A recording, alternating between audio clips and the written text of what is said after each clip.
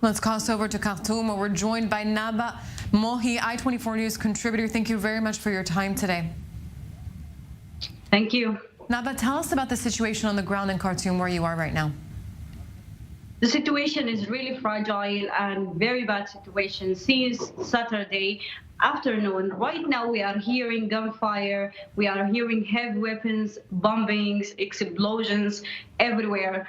Where I am staying right now, like few kilometers from the presidential palace and the military headquarters, the situation is chaotic. It's really risky. We were told to stay in homes and not leave. And everybody who tried to leave or reunite with his or her family, they are in the list of dead people or injured people. So the situation is really risky. And the fighting is not only in the surrounding of the presidential palace and the military headquarters, but it morphed into a street war. And it seems to be it's evil seed of civil war, because right now the rapid support forces, militia are also sneaking into neighborhoods, and the situation is terrifying. A lot of school students were stuck in their schools since Saturday afternoon. A lot of pregnant women, they are stuck in hospitals. So the situation is really bad, with the power shutdown and with the lack of food and water, because people are stuck in their homes. The situation, a humanitarian security situation, is really fragile, and a worse crisis is looming. A horrific situation. Naba, what are you hearing from the army? Are they giving you any direction? The army said they are making advances and they are recontrolling some important military bases in Durman city, which is the biggest city in the triangle capital. Khartoum capital is a triangle capital out of Khartoum, Bahri, and Durman. Durman is really sensitive and important because there is a lot of military bases and a lot of military forces there. But the situation generally is still unpredicted, because whenever the military said they are recontrolling bases, the RSF responding, and they say it's not true. So we don't know, because we are stuck in their homes, but in our homes we can't tell who is telling the truth, but we can hear.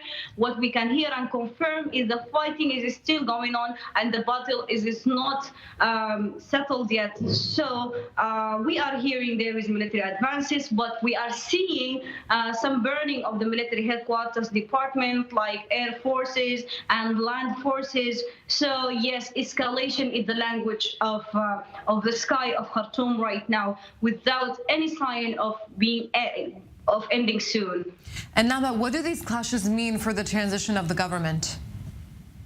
Actually, this escalation, of course, it hampers any transition for the government, any handover of power, because whether it's a battle or it morphed into civil war, it's really a looming crisis for the security situation, political situation, and the stabilization for the whole country. So if these battles morphed into a civil war and continued for longer than it's expected, of course it will affect the democratic transition, and it will hamper it, and it will take Sudan to undefined future. And this is the crisis right now. If it's not settled in the first few days, it will extend, and it will affect the whole region. And right now the war is not in the capital only, it's extended in the eastern parts, in Al Jazeera, in Al Fashir, Niyala, northern states. So the whole country is under the fire of the two generals right now. And Naba, how is this expected to affect the Abraham Accords?